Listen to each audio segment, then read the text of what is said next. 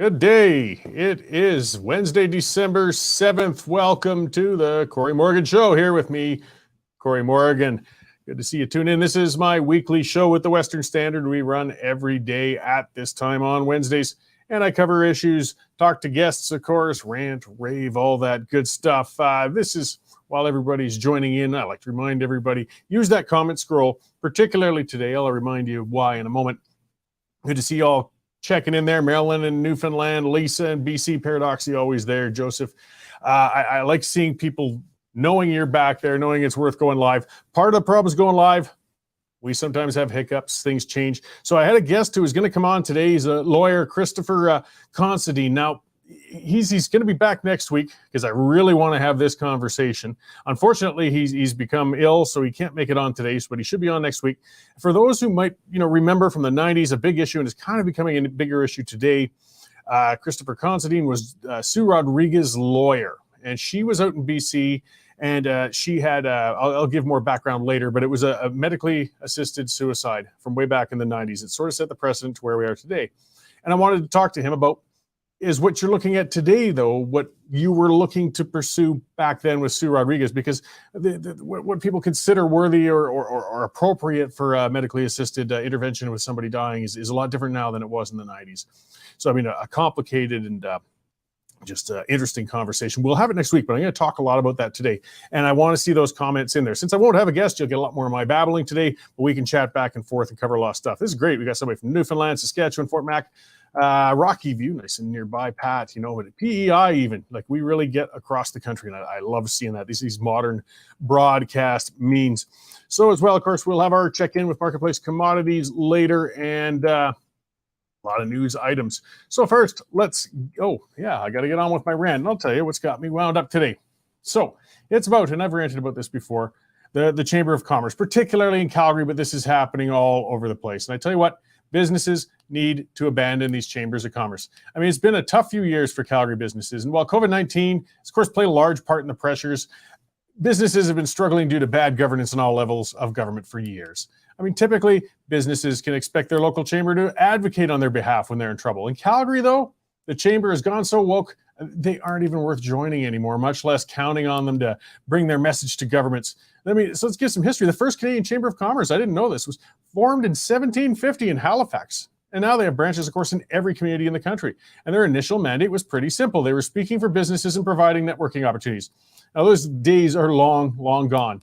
I mean, in Calgary, in 2019, businesses were being crushed by double and even triple business tax increases under the Nenshi administration.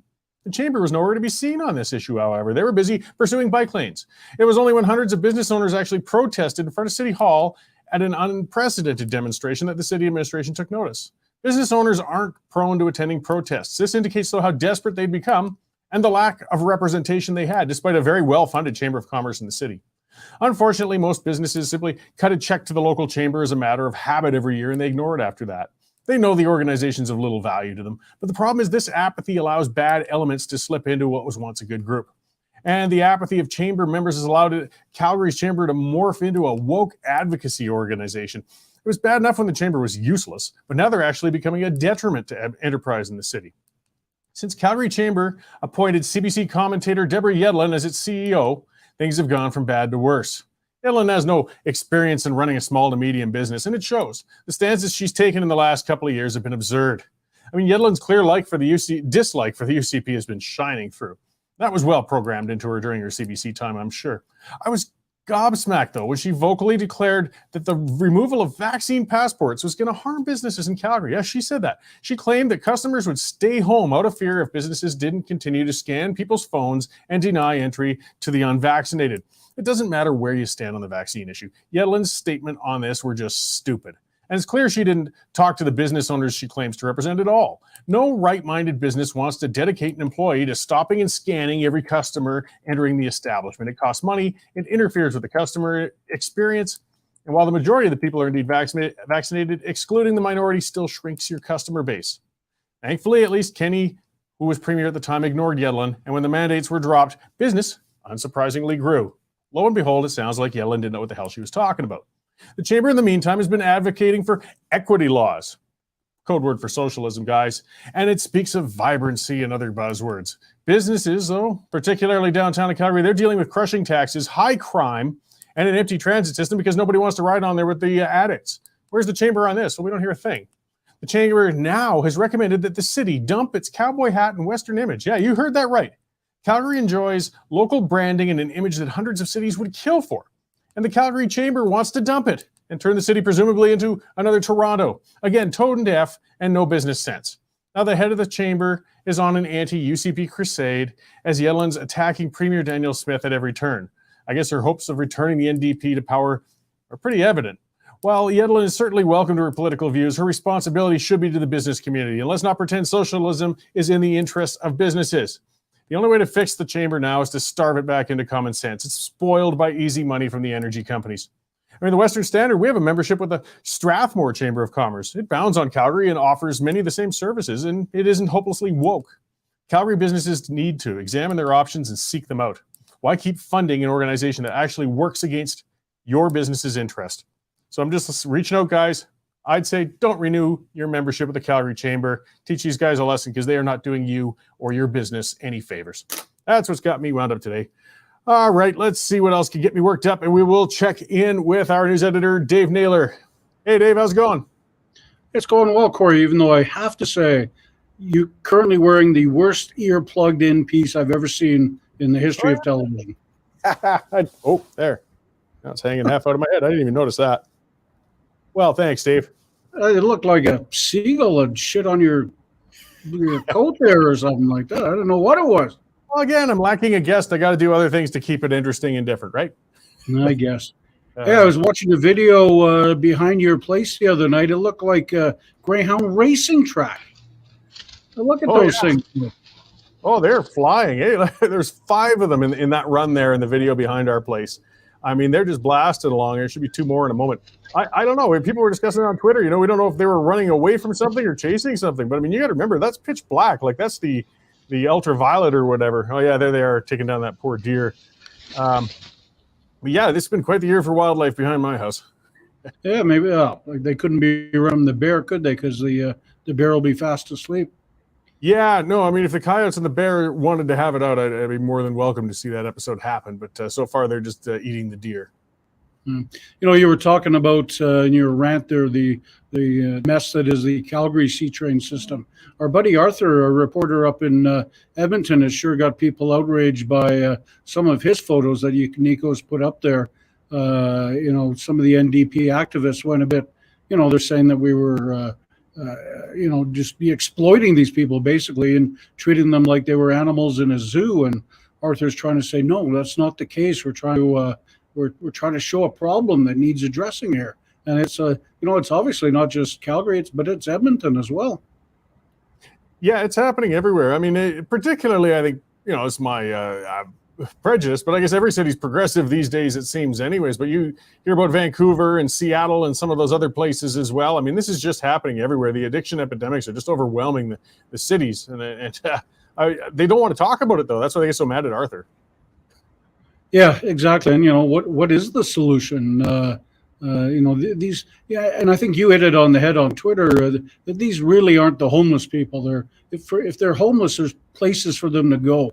There are beds open at shelters, but these people don't fit in shelters because they're addicts and they can't shoot their drugs in shelters. So they go to the nearest warm place, which I guess is an LRT station, and you know, they make them really not a very welcoming place to go. No, and I mean, you know, transit's an issue everywhere, and of course, you know, every city, again, they're trying to get people to come back after the pandemic. But when they see scenes like that, I mean, who wants to ride? If they have an option, who's going to ride in that? Who wants to put their kids on that to ride to school? I mean, to walk through that. Yep, it's only a matter of time before, you know, a little kid picks up a dirty needle off the ground and something terrible has happened. But yeah, they got to find a solution. Got to find it quick. Yeah, we'll keep on it. Yeah. On to the news. We've got a wide variety of news to keep you entertained this morning, including the latest from Elon Musk. He has fired the lawyer who was overseeing the release of the Hunter Biden papers. It looks like the lawyer may have been suppressing some of the stuff, and and Mr. Musk didn't take too kindly to that. So we've got the latest on that.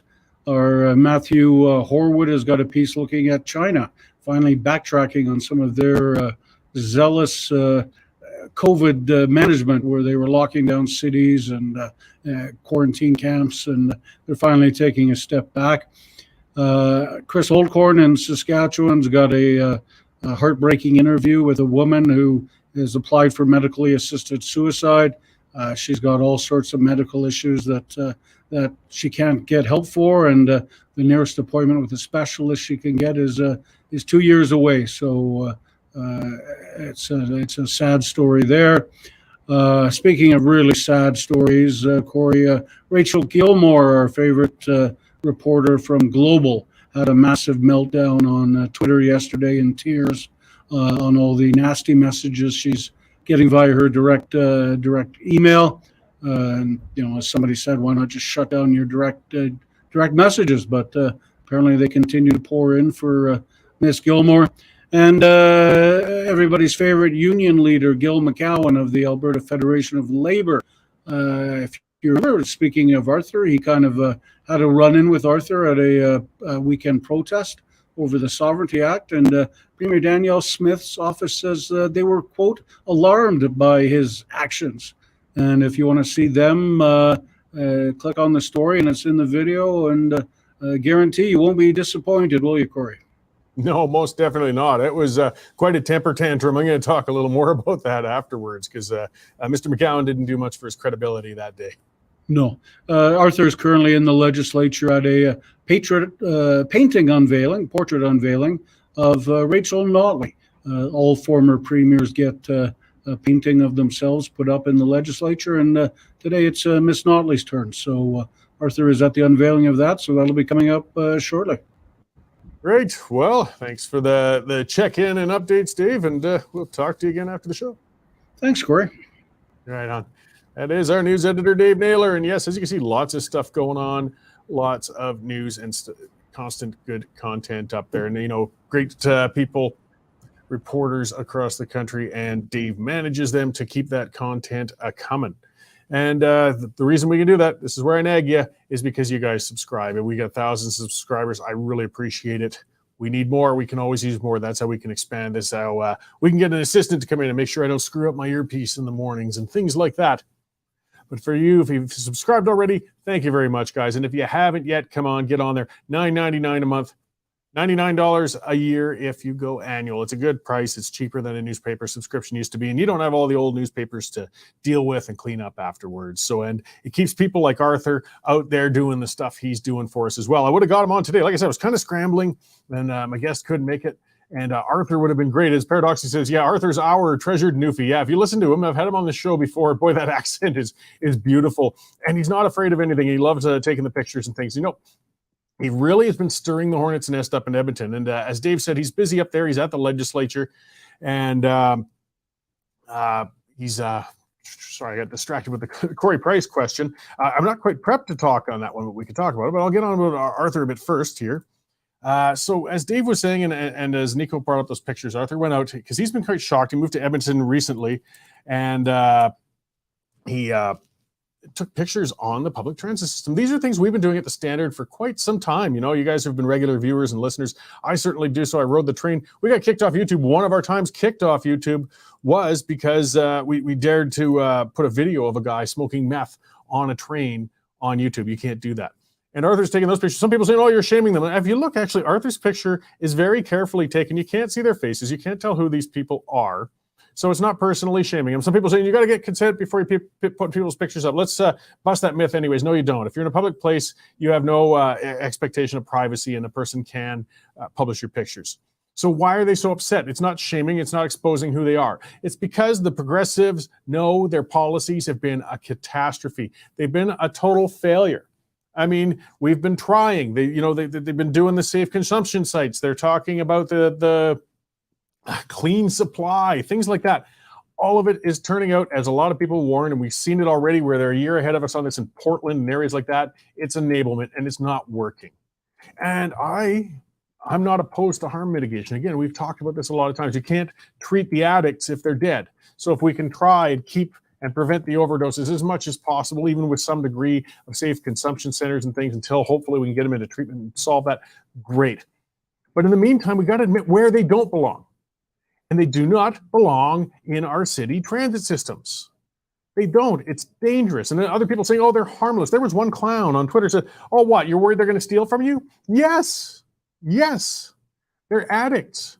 They will steal the teeth out of your grandmother's head to feed their addiction. They are not in their right mind. It's not even saying they're bad people. I have the mind of believing it's like a disease. They're diseased right now. They're not in control of themselves. But let's not pretend they aren't dangerous. Of course they're dangerous. They steal. They fight with each other. We had flare gun fights going on in a LRT station in Calgary recently. We had, it's funny, I thought it was somebody else putting a different link up, but a few years ago, a 65-year-old woman was pushed off an LRT platform randomly in Calgary. She's now a paraplegic by an addict.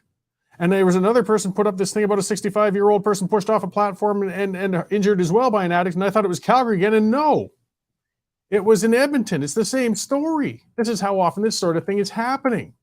And there's the other story I talked about the other week with the gentleman who randomly, a junkie again, went up and cut an older man's throat, a blind man. I mean, this doesn't happen to every person who rides the train, but let's not pretend they're harmless.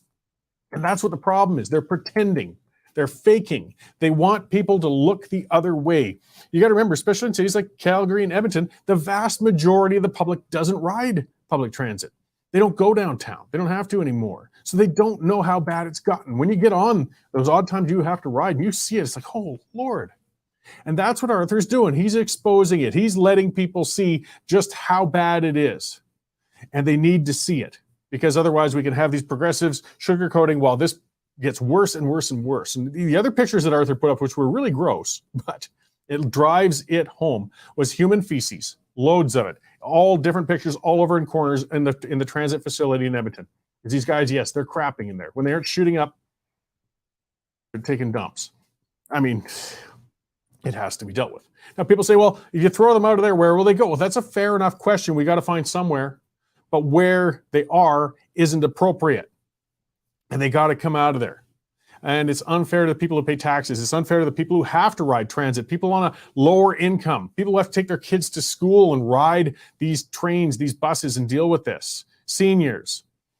Get them out of there. Find something else. I mean, as pointed out, the problem is they can't go into a shelter because they're in the throes of addiction. The shelters can't take them in when they're in that condition.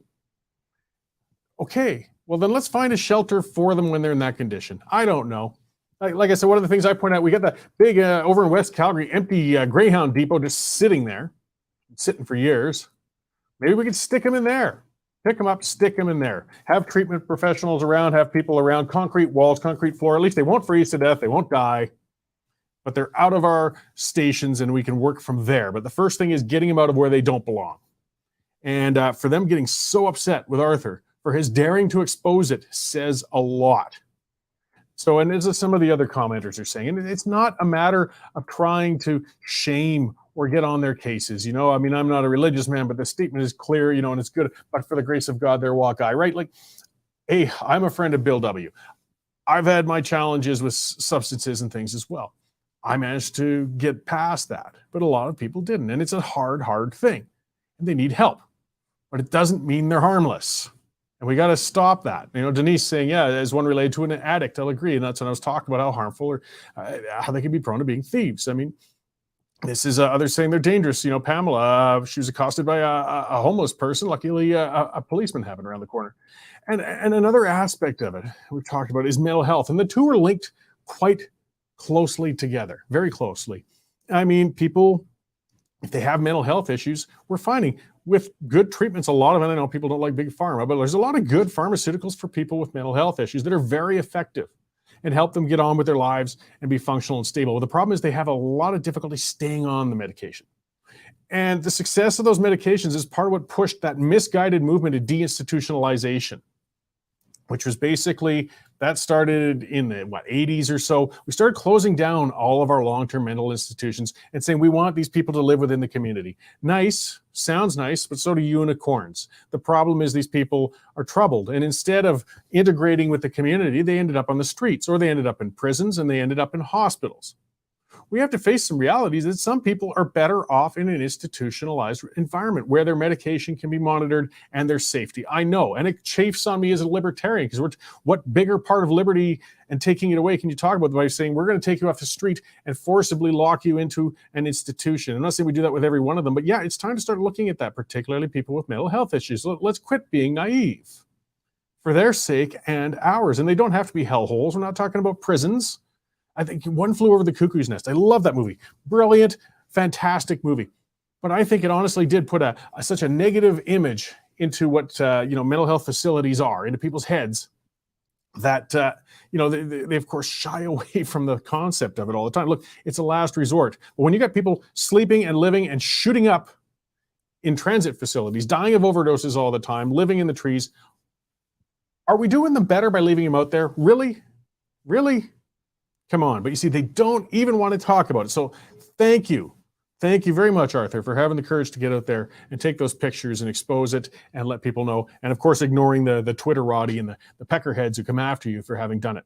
Now, something Dave mentioned as well. I mean, Arthur's had a busy time. For those who, you should check him out, Arthur Green on Twitter, if you don't already. And of course, he writes a lot of stories for us, and he's up in the legislature there. But he was there at the protests last and there's Nico showing the video at the legislature last Sunday. And you can see he's giving the finger and he's swearing and yelling. And that's Gil McCown. He's the head of the Alberta Federation of Labor. Now, you see that federation, it's mandatory to be a member if you're a union member. So they claim 170,000 members. Well, old Gil there, you see, the reason he's pissing himself and so crabby there is mostly because with 170,000 members, they were talking, we're going to have this giant protest against the Sovereignty Act of the legislature on Sunday. We're going to bring everybody out and we're going to show Smith her place. Well, they showed up and there were 20 of them there. It was pretty pathetic. It was pretty embarrassing for old Gil. Meanwhile, there were about 100 pro-Sovereignty Act protesters there. And that upset Gil even more. So what Gil did, and the gentleman who's with him, that tall one with the orange jacket, was confronted the pro-Sovereignty Act protesters. There's a couple of video angles of it, and got in their faces. And I guess the one was wearing a mask and got into verbal arguments. And apparently that guy is Gil's son. I don't know. Maybe. That's fine. Take him there and teach him the ropes early, Gil. But his son was getting very confrontational, and Gil had to keep going back and pulling him away from the crowd. But you see, what Gil was doing, he knew his protest flopped. So he thought, well, maybe I can instigate and make some news and get myself punched in the face or attacked by one of these guys, and then I can play victim. That's the way that thugs like Gil play. He's a union head, right? What do you expect? And that didn't work either. And that's when Arthur tried talking to him, and Gil went off. And as we saw in the video, just check it out. You can see it in full on Twitter, swearing and whining and howling repeatedly before stomping away in a tantrum. And again, credit to Arthur for just standing his ground, being there for it.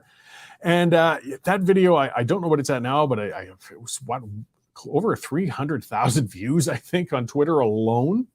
So Gil, I don't think, did his organization any favors. Now, people say, well, why? Who cares? Gil's just some nut. Yes, he is just some nut, but he's a nut who has a spot on Rachel Notley's board of directors with the NDP. In fact, the Alberta Federation of Labor has a guaranteed spot in high positions on the executive of the NDP. Basically, to a degree, Rachel Notley answers to him and his organization.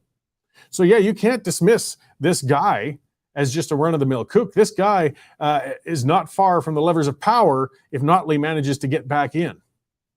So what a piece of work he is. So again, credit to Arthur for exposing the Alberta Federation of Labor for what they are. And obviously, he's not doing a good job in representing his labor workers and so on, his members, because they didn't come out. You couldn't even get 20, Gil? Really? I mean, I bet you, I got enough people follow me on Twitter. If I wanted to have some sort of street party in a park in Calgary, I could probably get more than 20 just to pop out for that. It's not that hard, Gil. I know I certainly don't have a 170,000 member organization. Either way, Art's doing a great job. And he's quite fun.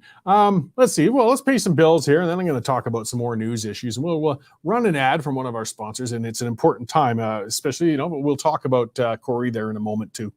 And so let's hear from the CCSA. Canadian Shooting Sports Association. Without the CSSA, our gun rights would have been taken long ago. These guys are on the front lines helping to draft smart and intelligent firearms regulations and legislation in Canada. and more importantly, educating the public about how we keep guns out of the hands of the wrong people. To become a member, it's absolutely worth every penny. All right, it's a good group, guys. They're a fantastic sponsor, and they're standing up for your rights as a firearm owner. And with that Bill 21, it sounds almost like the government might be actually backtracking a little on that. The Liberal government of Canada, we'll see, but they might have bitten off more than they can chew. And the reason, there's only one way they'll backtrack, is if we're pushing back hard. If we make them realize you pushed it too far and you're out of luck. Groups like the CSSA help you do that. If you're a firearm owner, guys, you got to be a member of this bunch. It's not that expensive. Get a membership. And somebody's talking about Cory Price. Now, he's a goalie with the Montreal Canadiens. So I guess, I don't know this one fully. I've been watching this kind of blowing up on Twitter. So he posted pictures. Basically, he's a hunter. He's an avid hunter. He's a firearm owner.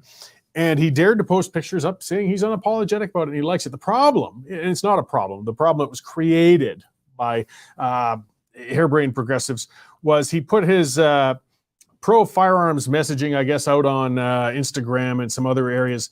And it was close to the anniversary of the École Polytechnique when, 14 women were slaughtered by Marc Lépine, that monster back then. It was 30-some years ago. And it looks like he's apologized for support. Like, the bullies online. He had no intent of offending people. He's just speaking up for firearm ownership. You can't watch every date. There's, I guess, a sad commentary on society. At any given time, you're probably near an anniversary of some sort of awful human act against humans at some point or another. But that wasn't his intent. It wasn't. Again, a man with a duck hunting rifle doesn't represent the lunatic Marc Lépine who went in and slaughtered women in an educational institute 30 years ago. But if you're at the wrong place at the wrong time, you say the wrong thing, the social media swarm gets on you, and they push you down if you let them. Never apologize, guys. Stop it. Stop retreating. They're powerless if you just ignore them. That's part of why I'm somewhat tasteless when I'm online. Some people say not somewhat. I'm very tasteless online. It's my sense of humor. It's the way I go. I'm a South Park conservative.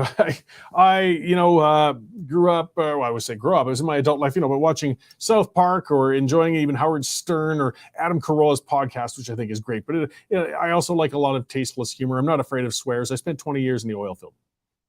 Now, when everybody was getting wild and upset with me on Twitter about something, I can't even remember what that one was. It happens quite often. Or I think it was just me supporting Arthur's stuff, maybe. I don't know. Or no, it was when I was going after Gil. This is just the other day. And somebody dug up a tweet of mine where I said to a woman back in 2021, spring of 2021, I said, I think, may I most, paraphrasing myself, may I most kindly invite you to suck my balls. Okay. I'll give the context to that. This was a woman. We were just about to go to the rodeo that was being held in Bowdoin, the illegal rodeo, the rodeo that was in contradiction of COVID-19 laws, which then didn't turn into a super spreader, didn't harm anybody. Thousands of people ended up going out to it in Alberta. I think it was a bit of a turning point for the Western Standard and for Alberta in saying we've had enough. We're going to go outside and we're going to live again. But she was calling the police on people and tagging people on Twitter and saying, you guys have to arrest these guys. I want them charged to the full extent of the law. And I want them, fined and bankrupted because they're going to a rodeo. So I invited her to suck my balls. I didn't even tell her to suck my balls. I just invited. It's an open question. Well, these nutcases on the Twitter left pulled it up. Look at that. Look at that. Look at what Cory said back in 2021. Cancel him. But all I did was retweet and said, yeah, she's still welcome to suck my balls. I don't care. I won't let the mob shout me down. And part of it, too, is being a little bit tasteless to begin with. Then I'm not this saint that's going to come up and curl up into a ball because I said something tasteless. And I'm sure other people talking, oh, did you hear what Cory Morgan said on Twitter? What? Told someone to suck his balls. Well, yeah, it's Cory Morgan. What the hell did you expect? God, don't get on his case. You're lucky that's all he said. I say worse things off Twitter. But as I talk about the Twitter mob, they only have power if you let them have it. And if you don't, if you ignore them, you're fine. Did I get kicked off Twitter for my little exchange about that and having that tweet from a year and a half ago surface again? No, I think I gained another 200 followers thanks to it. So good work. By all means, bring it up again. But either way, it looks like Cory Price is backed up. That's his choice. I mean, if he's just, he didn't want to step into a crap storm, so be it. But they swarm and they mob. And when you retreat, you only empower them. And it's never enough. If you're truly wrong, apologize for something. Absolutely. People are wrong often. But if you aren't, head to hell with them. Don't let them own you. And that's what happens. They own you. All right. Yes, let's see. We got other stuff here. This is something that's been going interesting on Twitter just today. So, Daniel Smith, Premier Smith, it seems has rounded up 4 million doses of acetaminophen and ibuprofen, which, under the brand names are Tylenol and Advil for children. And a lot of people have been talking about that's why the hospitals are overcrowded with children who have the flu and have cold right now, because parents can't, there's been that shortage. The shelves are cleaned right out and they can't treat their kids. They can't bring down the fever. They can't do anything at home. So they go to the hospital in desperation. So Smith has gone and sought and found a supplier with 4 million doses. And he's going to be bringing it in soon. But suddenly we get this little note from Health Canada saying, yeah, we've heard about that and we're talking with the government, but we got a few things we want to cover first on this. And we're not too sure if we're going to let that happen. Yeah. And their list of things as to why they might not. Well, because there's not going to be French labeling on it. I don't care. How stupid are we? That's enough. A pharmacy can print out a French translation. A Frenchman can look it up online if you really have to wonder how many pills to give your child. This is getting stupid. Is it an emergency or not? The screaming, howling, progressive assholes on the left have been going on for weeks about how it's an emergency in the hospitals with the children and that cold-hearted Daniel Smith hasn't done a thing about it and the children are suffering. Well, now she's done something about it. And Health Canada might get in the way. Now, this company, she didn't get like bathtub Tylenol or something. What it is off-brand stuff that's from a very well reputable, established pharmaceutical company in Turkey. Yeah, it's in Turkey. And that company supplies these drugs to European countries all over the place. They fit those health standards. Now, I understand there has to be a standard. You can't just throw anything out there. But this should be a rubber stamp, guys. And if they hold it up, really, you would hold up medication for Albertan kids because what? You want to know why? Because they got a chip on their shoulder for Daniel Smith. That's why. They don't want to see her score points. They don't want to see her ever getting a win. She went out, did something, solved something. We can't let her get credit for that. So let's hold it up. And I'll tell you what, if they really do hold it up more than a day or so on this regulatory crap, you're going to give her a huge win because parents are going to lose it, and rightly so. Get it in there, guys. And I've had clowns, again, fart catchers on social media going after me. Oh, we should just bring in any drug. No, but we can bring in, yes, accredited pharmaceuticals, Tylenol and Advil, guys. People are saying, oh, it's just like bringing in, horse vet. They're bringing up everything. No, guys. These are proven children's drugs. It's just a matter of glancing at it, rubber stamp, bring it in. Cliff is saying, isn't health a provincial issue? Yes, Cliff, it is, but at the same time, importing drugs into Canada becomes a federal issue. So, but the feds should just get out of the damn way. So we'll see. We'll see if they're petulant enough to actually hold this up and try, which I think will backfire on them even worse. But I mean, for people pretending Smith isn't doing something, well, she did something. There. She went out and did something, didn't talk about it, didn't sit around. And if it isn't in French, didn't at least they're saying didn't the Fed secure it without French? Of course they should in emergency. Yeah. So, but this is the discussion that's happening out there.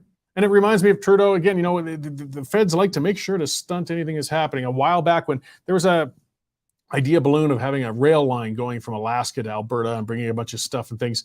That sounded interesting. It's private enterprise, might be feasible, might not. But then Trudeau came in, that would have to pass Bill C-69. So don't count your chickens there. Well, and then the investors said, we're out of here. We're out. We don't, they're not going to go in with that instability. C-69 screws us in a lot more ways than pipelines, guys. The feds do not want to let us have successes. And we're seeing that with these medications right now too. There's no excuse to hold that up more than hitting a checklist, going all the way through and getting it out there to the kids. But we'll see.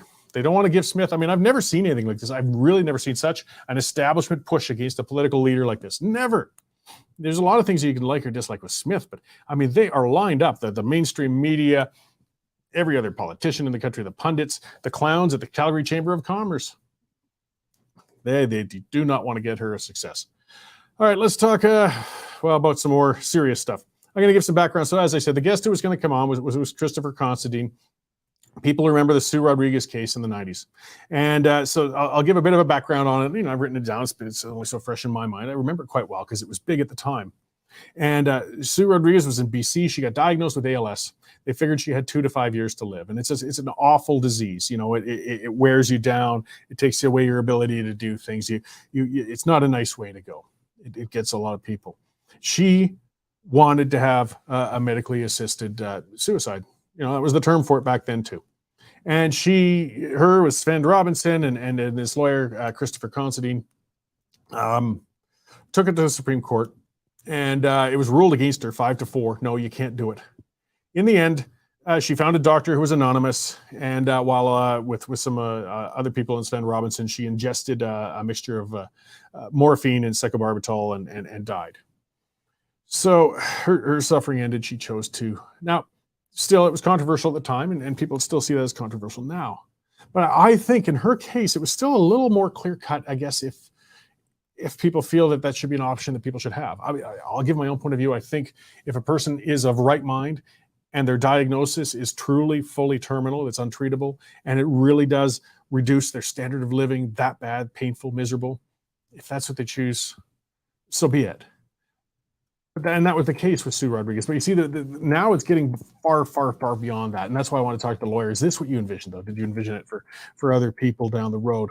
It's been done for a long time. We know that. We knew that. When people are terminal, when they're very, very sick, how many times, and we know it, I think some people always know family members have gone through it. You know, they're in a care center of one sort or another, whether it's palliative or in a hospital. Just kind of, okay, there's the button for your morphine. Now be careful, because if you hit it too many times, it might go fatal.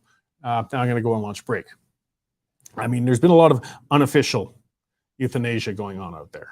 And some people consider it a mercy. Hey, only with, by the way, a consenting person who's in their right mind. But here's where some of the problems going, as some others are bringing up. Joseph Bask pointing out that they're offering it to veterans and others. Yeah, and here's what, for PTSD, well, hang on a minute. And particularly when it comes to, now they're expanding it, and that's going to come in March. And Linda Slobodian's been writing on that a lot. I strongly recommend you read some of the stories Linda's been putting out there on the Western Standard. And she's been talking to some people. And the last person who is in a position to responsibly determine whether or not to end their life is somebody with a mental health issue going on. That doesn't mean that their life is interminable. It means that they're suicidal, which you know, we've had perfectly healthy people commit suicide. It's a mental health thing, and it's frightening, and it's terrible. But when you get somebody who's depressed and then offer them this out, is that really a way we want to go? Depression is not incurable. I mean, a depression is horrible, it's debilitating, and a lot of people suffer from it, and they have a terrible, terrible time. And a lot of people commit suicide because of it. But do we want them walking up and offering it when they're in that position? No. As Ashley Ellis just said there, yeah, Canada, the only place where the suicide line calls you. But it's a difficult subject. I mean, it is difficult. As I said, not everybody on here would even agree with me necessarily, but I think in cases like Sue Rodriguez, yes, she should have that alternative. And a lot of other cases. And I got some of the numbers here, you know, now that it's been 2016 since it was legalized. So, I mean, it was fully illegal when Sue Rodriguez had that. And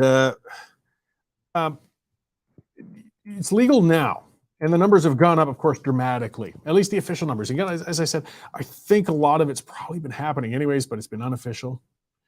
But again, and most of the cases now from the stats are people in the end stages of cancer. You know, again, everybody unfortunately pretty much knows somebody who's passed from cancer. It's a rough way to go. Again, it wears you down. It can be terribly painful, and perhaps shortening it is in the best interest of that individual if they've chosen to, and they shouldn't be coerced into it ever. But we get other challenging ones, like this one that I'm just looking down because I'm reading from Slobodian's article. This was a Saskatchewan resident. Oh no, this wasn't Slobodian. I think this was Chris Oldcorn, I think. But either way, Jolene Alstein put in a medical assistance application because she can't get the surgery she needs. I guess she's got a condition that causes nausea, vomiting, bone fractures, abdominal pain. Yeah, it's pretty agonizing, but it's not terminal. But I mean, again, there's where we start those questions. How far does it go? I mean, if you're in extreme discomfort, but it's not terminal, okay, but you're asking this person perhaps to live a long, long time in constant agony? I don't know. Or constantly medicated to the point where you don't feel it. But at the same time, okay, she can't get the medical care as fast because there's surgery apparently that can help with it, but it won't come fast enough. And that's why she feels, well, let's just end it instead. Maybe if that ending option isn't there, man, it's such a quagmire. And we got to watch not to judge anybody because, again, we're fortunate enough not to be in those shoes to be thinking about these sorts of things. But this was a big House of Commons discussion the other day. And this was Blake Richards was saying, yeah, that since Macaulay confirmed 2 weeks ago that Veterans Affairs Canada is aware of 4 instances of medical assistance dying being offered to veterans by one employee for PTSD, depression. Guys, you know, whose fault is it? If you've got somebody who's seriously depressed, who's not in their right mind, who's in a bad way, somebody who's bipolar, something like that, and you hand them a loaded pistol and leave them in a room alone for the day, and they blow their brains out. Whose fault was it? Really? You know, you hand it to him, say, you could end it. It's your choice, but, you know, here's the means. It's in your hands. It's up to you. Because that's what they're doing right now with people with mental health issues, saying, hey, we can offer you something for that.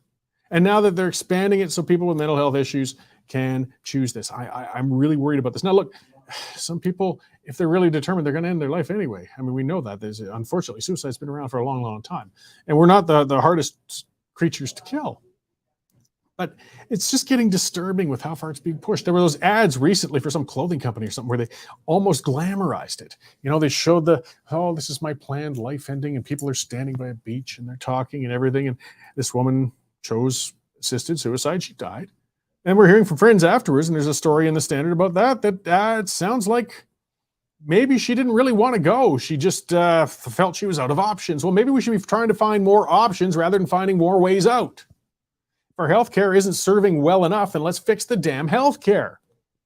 There was that case about that gentleman a while back, and I'm sorry, I don't remember his name, but he was very sick, and he was constantly offered. He recorded on his phone the medical workers coming up constantly telling him over and over, you know, you could choose to end this.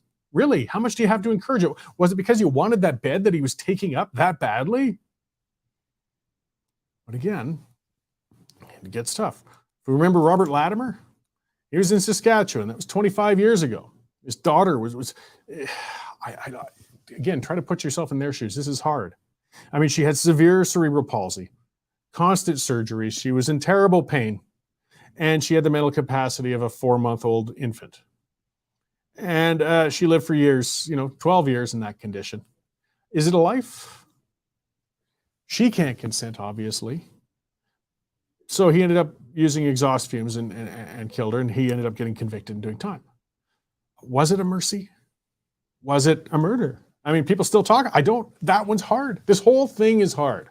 That's why I am looking forward to talking to that lawyer as well. This is not a clear-cut thing going on here. And, and what Latimer said, or not said, but what he did, what does that say to other people with disabilities? That your life is worth less? That you should be euthanized? But, I mean, at what level? Again, this was somebody who was 12 years old with the mental capacity of a 4-month-old and in pain. I don't know. And Bonnie's saying Robert Latimer played God. Yeah, well, God put his daughter in that position if he's up there. I know religion offers some answers to it, I guess, in some ways. And maybe he was wrong. It's a rough thing. So here's some of those numbers. Yeah, the federal government's annual euthanasia report determined that 7,595, so almost 7,600 people chose medically assisted death in 2020. But this is an interesting one. 2,650 did so because they perceived they were a burden to family or caregivers. I imagine. I mean, when you're high maintenance, when you're bringing family down, I mean, your loved ones are going to do everything they can for you, and it's hard on them. But is it enough reason to go? Another 348 did it because they couldn't get palliative or disability care. Again, that talks about, let's talk about fixing, just as Lisa's saying, medical murder is a cheaper way to avoid fixing the system. Yeah, let's fix the system rather than offering this out. This is difficult. And here's a story from Linda as well. So yeah, this gentleman, Keanu, who's 23. She talks about he spent the last few days cleaning out his grandpa's garage. This was the big deal. Well, it's because he's alive. He was scheduled to die the September 28th, even though he has no terminal illness. He has type 1 diabetes and he has depression. And he got approved for medically assisted suicide. A 23-year-old guy with type 1 diabetes and depression. And it sounds like because it got exposed a bit, actually through the Standard in Linusavodian, but basically the news made the doctor back out and kind of threw a wrench into it, and it didn't happen. So he's still alive today, and he's still functioning. He's still okay, and he's with his grandparents right now. I guess he's pretty furious with his mother, who sort of interfered and stopped this. But why? Why are we giving the option at that age rather than saying, let's work on your depression, let's work on bringing up your standard of living? They're offering death to a 23-year-old, and he seems to be okay only because of intervention. Bonnie's saying it's not rough. There's supports for people whose children have disabilities. How horrible to kill his own child thinking he had no choice. I do not go there. Yeah, I know. I'm not saying what he did was right or wrong. I'm torn on it. That's all. And I don't think his intent was bad necessarily. I do think we should increase the supports then so that people don't feel they have to make those kinds of choices and feel that kind of corner. But I'm not in his shoes. I haven't been. I can't imagine how that must be to look at your child and see them suffering like that for so long, knowing you can't fix them, you can't cure them. What you want to do, of course, is always have your child not suffer, and you'd feel helpless, and what are you going to do? Either way, we're going to talk about that more next week, guys, and I'm going to have that guest on. And it's, I don't think there's going to be straightforward resolution on that issue on any level next week either. But it's one we have to discuss because it's certainly moving along. Speaking of some other things I'll touch quickly on before we get to Jim there. So yeah, Dave talked about this. We'll lighten things up a little too, because and this isn't light, I guess, exactly, but it gets to the social media swirling and stuff going on. Rachel Gilmore, she's a global reporter, and she became very emotional. And she put out a teary video about how she gets death threats and hateful comments every day, and it's because she's female and a reporter. And she shows the DMs, and they were gross. They were nasty. There's no doubt about it. So are mine. I throw a few of those tweets out there. Some people might have seen them the last week. I won't even quote them. Some of them were talking about they were so just nasty, and I'm pretty tasteless, guys, but they were brutal. And yes, multiple ones. People tell me, just kill yourself, Cory. Whatever. These are losers. These are lowlifes. These are social media cowards, and it happens. And I do believe it's worse. The bullies, the needle dick jerks, the ones who go after people online are worse with the women online than the men. I can believe that. And it's definitely more intimidating for a woman than a man. I'm not as worried about somebody waiting outside the studio, to potentially harm me on the way to the car park or something like that as a woman would be.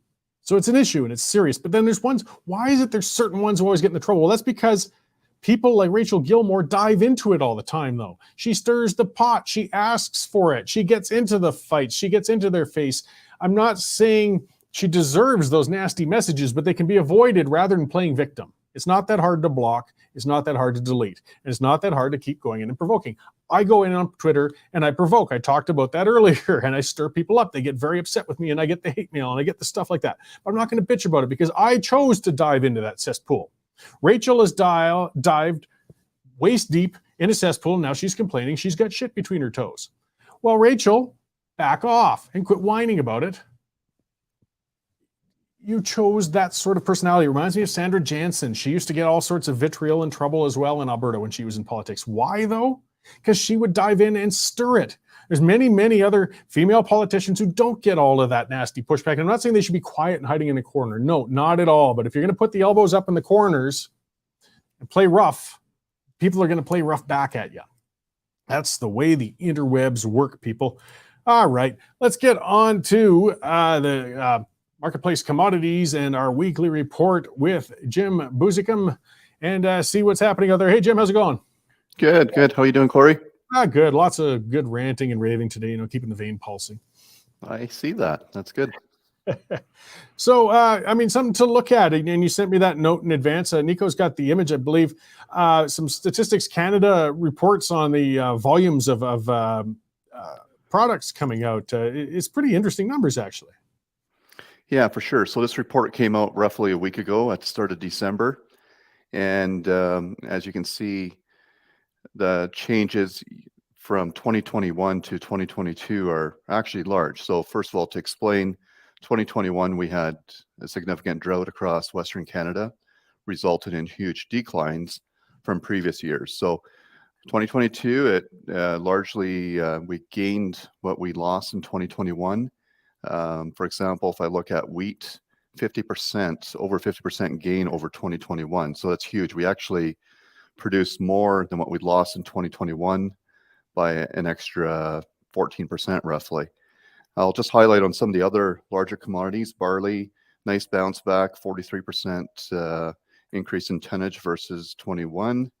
Canola was roughly just bouncing back from a poor crop to, roughly about 30% gain versus a 30% loss. So, and then some of the others that are really large, if you look way down on the list, mustard seed bounced significantly. And mustard is used for making mustard. That's about all there's to it. But increase in acres, and we produce a lot more mustard. The same thing with oats, 86% increase in oats. And as a result, the price of oats are roughly about half of what they were a year ago. So some of these large increases in production gains on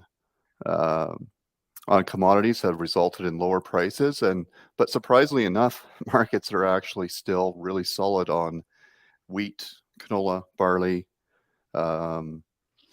even mustard. That's gone up so much. It's still very, very solid numbers. So, our conclusion to some of that, it would be the farmers had room to store this 2022 crop. They had the bin space, the availability, room to place this crop, and aren't necessarily in a rush to move it, even though prices are really good. Yeah, I mean, it's interesting. I mean, how much mustard do people really need? But that was striking 167% over, in the year there. But I guess that these are the things you got to watch when you're planning too. So as you said, they might not be selling that all right now. That's just what's produced. So if they're storing it, that would reduce a little of the downward pressure on the price. But if you know that a whole bunch is in storage, you might not want to consider seeding that much of that for a little while yet. Yeah, exactly. So we're 5 months. We're going on the 5th month of the crop year now. There is a lot of grain in storage. Farmers will look at StatsCan reports like this and say, hey, look, what should we be planting in 2023? And furthermore, they should also be looking at, hey, we better be looking at marketing our 2022 crop. Some have done a lot of marketing. Some still have a long ways to go. So there's really, what this report is telling you, there's really no shortage of grain. So not just grain, but even canola, peas, etc. There's enough of those crops out there. There may be a shortage of sellers, and there may be a shortage of logistics, because Alberta and Saskatchewan, Manitoba, where we produce majority of these crops, logistics range from, the 65 plus million acres that are planted range over 1,400 kilometers to and fro. So it's, it can be hard to get it to market at the right time. So farmers definitely need to keep looking at that. So. Yeah, well, and then other factors we've talked about before, international events, things such as that. I mean, it's hard to predict and judge necessarily on issues such as that. But boy, it sure demonstrates the volatility of agriculture production in general when you can see such swings. I mean, there's things beyond your control, as you said, the drought, and having a good year is great, but it's also can put downward pressure on those prices. Exactly. Yeah. So, we roll into a new calendar year real soon here. And again, we'd like to see a lot of these commodities will start coming to market and will be getting moved. And you're right, the geopolitical issues remain. We need to start paying a lot of attention to the Aussie crop, for example. It's not a geopolitical issue, but the Aussie crop is being harvested right now. They've got a big crop, albeit maybe not a great quality crop, was too wet there. And then coming up in Feb, March, April, you have the South American crop that starts to come to market again. So it's just a continual churning of markets. It comes and goes. Great. So is this sort of getting towards the busy season for you guys at the marketplace? Like, this is when you're really starting to plan for the next year, I guess, eh? Yeah, it in some ways it is. Yes, there's a lot of decisions that be made. You're right. So it is a busier season in terms of, you can work on both marketing old crop and talk about marketing new crop and things like that. So those are some things that for sure will keep us busy. Right on. Well, before I let you go, you guys have got a few branches across the West, don't you? We do have one up in Red Deer and Fort Macleod and Lethbridge. So those are our locations. Yeah, but we do cover Alberta and Saskatchewan extensively. Yes. Right on. Well, thanks for the update this week, Jim, and we'll see you again next week. Thanks, Cory. Thanks. Bye. So yes, Jim Busicombe from Marketplace Commodities. Again, I mean, just that agricultural world, it's business, it's big business. And as you can see, there's just so many moving parts going on, and producers who want to maximize, make sure that you are being as efficient as possible. Well, this is where you get that help. Check them out, guys, marketplacecommodities.com, so they can watch all those factors and help you guys produce and plan as much as possible. Cindy just asked the commenter, is this just Alberta planting? And as Jim said, no, they also, in Saskatchewan and other areas and such as that. Or I think those numbers as well were Canada-wide, I believe, on that Statistics Canada report. Though, I mean, most of the cereal and grain, of course, are on the prairie provinces out there. So, yes, that's what's going on at this point. I know everybody else is thinking about Christmas and everything, but the business still carries on, and you still got to start planning for the next year, as people do realize in the agricultural business, it's not a 9-to-5 job. You're living in it, and you're on the job all the time. So, let's see if we got other issues going on. This is interesting, just to close things off with the show. Yeah, some stuff on the federal front. The revenue minister's being asked by the Conservatives to apologize. I guess she suggested that the Auditor General report indicating that billions of dollars in COVID-19 benefits went to those who were ineligible, that it was political pressure. And there's the Auditor General. She's doing her job. She audits the books. She puts out the numbers. That's a grave, big insult and undercutting. Just because you don't like the numbers the Auditor General put out. When you imply that it was politicized, you better be able to back it. So I think the Conservatives are on good ground, because those numbers are ugly. That is no doubt. They're talking about perhaps, I mean, they're definite $4.6 billion that was paid to people who shouldn't have got it in businesses and individuals. $27 billion, though, that she feels should get further investigation. Yeah, there's no wonder the Liberals don't want to talk about it. It's pretty bloody embarrassing. Let's see, other stuff in the news. The Sovereignty Act, Bill 1, it's still going through the legislature. I think it's hitting second reading right away if it hasn't already. There's some amendments coming to it. We'll see exactly how those go. But again, this was interesting. I look at CBC, and what are they pulling up? Well, now, even in Saskatchewan, and you can tell this is the NDP organizing people, getting them out there. They got First Nations chiefs in Saskatchewan and Alberta now howling, saying, take those off the table. You can't do it without our permission. Actually, that's bullshit. Again, our First Nations people are, let's get rid of that earpiece. I'm done with guests. They need to be respected. They need to be consulted. But let's quit pretending they have a veto on policy, or that any of these acts, whether it's Saskatchewan with the Saskatchewan First Act or the Alberta Sovereignty Act, for one, neither of them infringe on any treaty rights. Read the treaties, guys. They're short. They're actually pretty simple. These things don't interfere with that. And you can put your word out, guys, but you can't demand that any legislation come off the table. That's not your place. It's not your business, any more so than any other citizen anyways. So, hey, you all got one vote each like the rest of us. Vote in an election and change it then. Until then, you're going to enjoy that act along with the rest of us. Okay, well, that's enough for today, guys. Yes, I was guestless, though I did have Dave on. I had Jim on, and I do find that, agricultural stuff interesting. I mean, it's a big, complicated business. The old days of, the little family farmer gone. It's got to be treated the right way now, and it's quite the interesting lifestyle. Next week we will have Christopher Considine on. He will come on this time. I'm sure he'll be better by then, and we will talk further about medically assisted dying and whether or not that's where they were looking to go with the Rodriguez case, and of course lots of news and check-ins and all that good stuff too. So thanks for tuning in this week, guys, and we will see you again this time next week.